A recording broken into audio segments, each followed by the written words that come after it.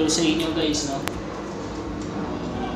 So tapos na tayong mag-apply ng undercoat, black white. So ipipaint na natin itong nabil kong samurai paint na fluorescent yellow number 56. Nabili ko siya sa Porsche Motorcycle Shop sa Quezon Avenue. Ang presyo nito is 270. Kasi napadpad ako doon kasi dito walang nagtitinda sa amin sa shop, sa mga shop dito. Kaya doon na ako dumiretso. Fluorescent number 56. So i-repaint na natin siya. Then after nito, apply na natin siya ng top coat. Ay nga pala, no, nirefine ko pala to, nireprimer kasi palit tayo ng mugs kanina sa C6. Ayan, kaya okay na siya, wala na siyang bengkong. Binayaran ko sa align is 400 kay Lions Tech. Gusto niyo magpa-align, search niyo sa Facebook Lions Tech mo, makikita nyo na doon. Magaling sila doon, mag-align.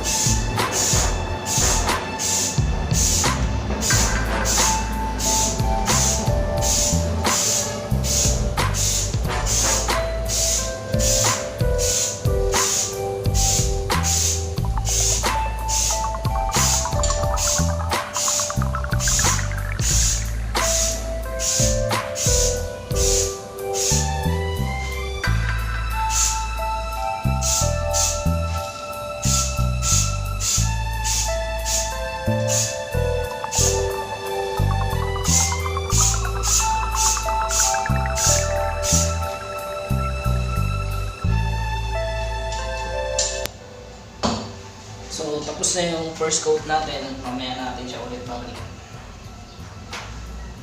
Sunod na natin yung partner niya.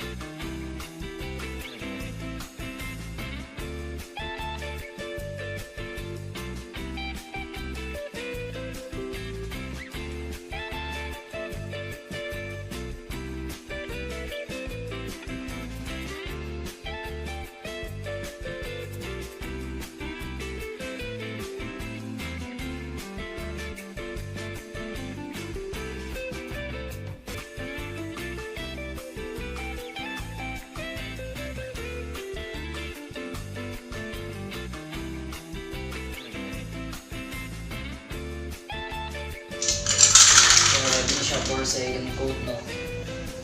After 30 minutes.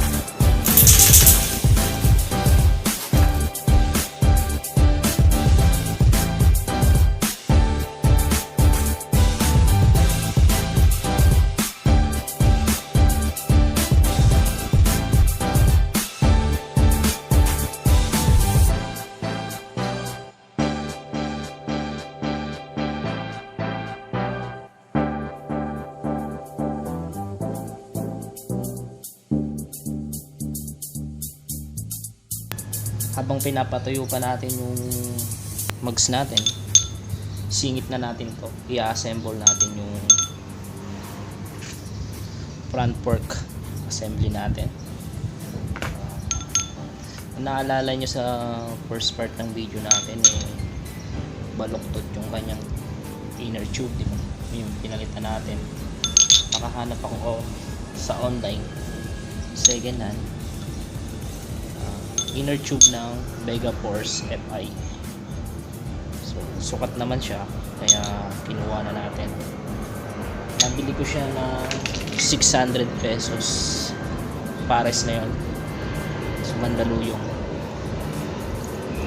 binigyan niya lang sa akin ng mura, kaya okay naman.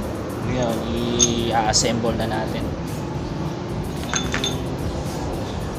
ang mga tools na kailangan natin. Dalawang flat screw, isang mahaba at isang maiksi. Bahala kayo, parehong maiksi, okay lang.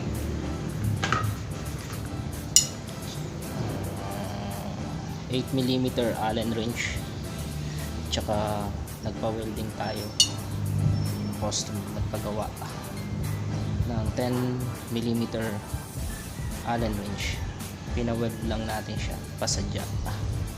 Yan yung kailangan natin tools. First, so dahil nalinis ko na yung mga parts, assemble na natin para tuloy-tuloy tayo.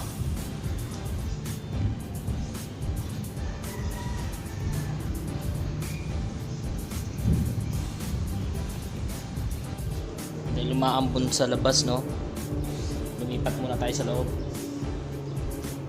Tuloy na natin yung pag-assemble natin. First, syempre kailangan siguraduhin natin malinis yung mga parts. Itong maliit na to, yung nasa loob, merong ano yan, 10mm na socket para sa Allen wrench.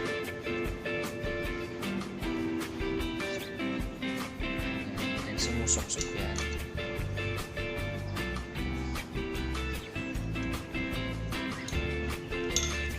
Yan yung gagamitin natin ng higpit. So first, ito may spring, papasok natin siya sa loob.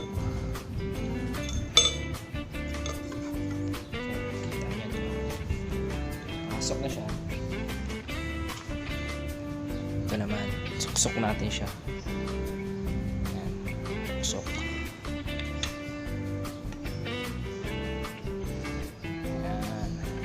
Siyempre, dito na natin gagamitin yung ating tools para mahigpitan. Baliktarin lang muna natin. Lalagay natin yung bolt. May copper washer tong kasama. Nandito na. At 8mm Allen wrench.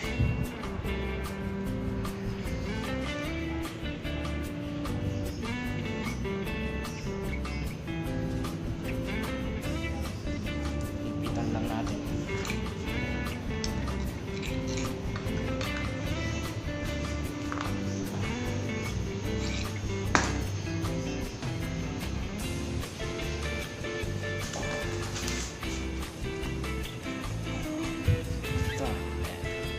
Kita nyo ba?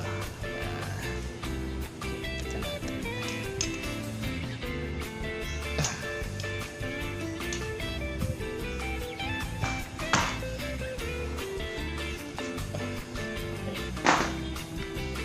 Fit na siya. Fit na siya, no?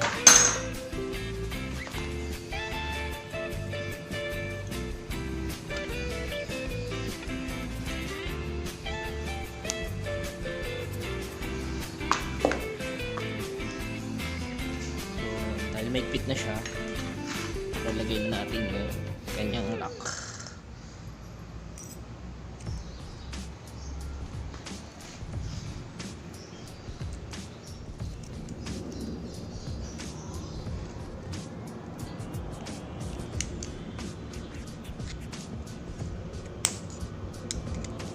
Okay na siya, no? Tsaka yung kanyang cover.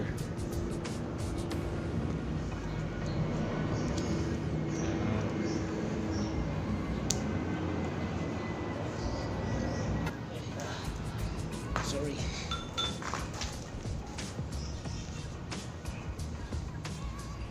Lalagay na rin pala natin itong mabila.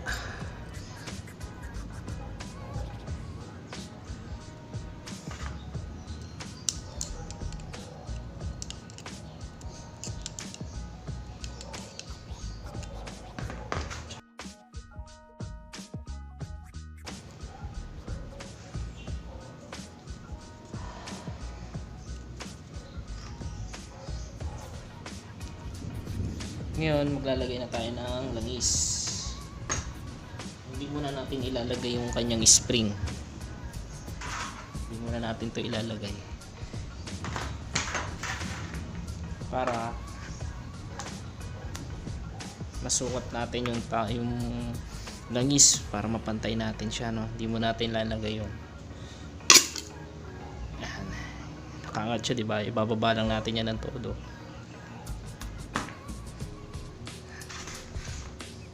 Sagad natin sa baba.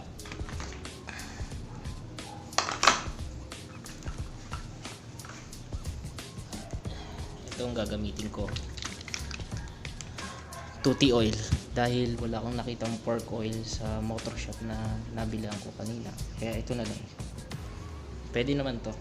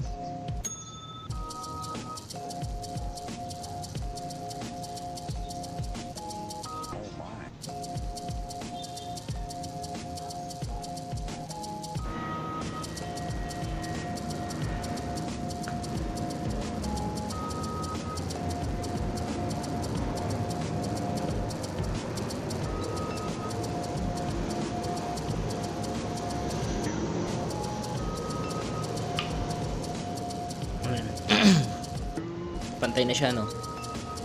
Nilagay ko lang siya sa ano, dito sa guhit na to. Diyan ko siya tinapat, yung langis. Ngayon, lalagay na natin yung spring. Iaangat lang natin to.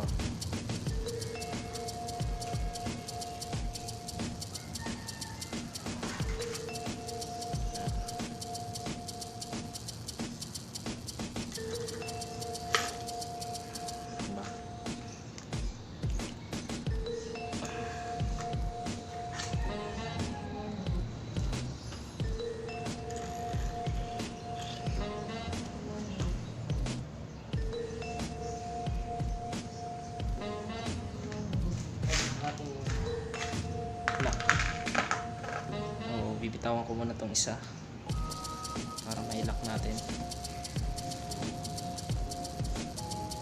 ito. Ngayon, pupush nyo lang. tayo ng flat screw.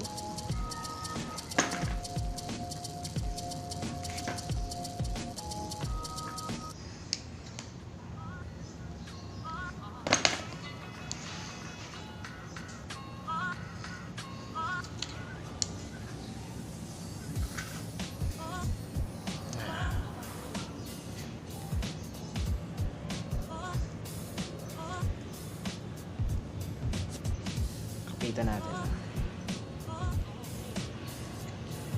Kita nyo ah.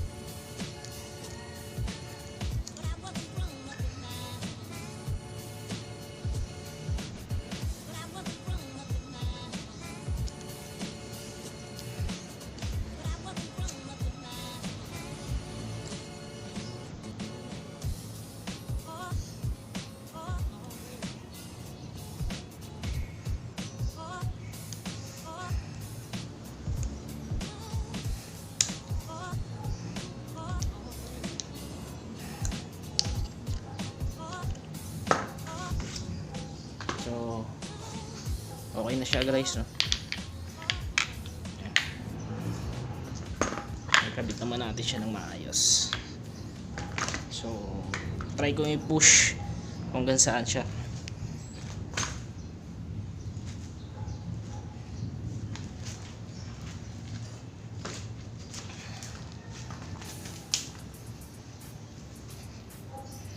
Sagad ko yung pinaka power ko, no?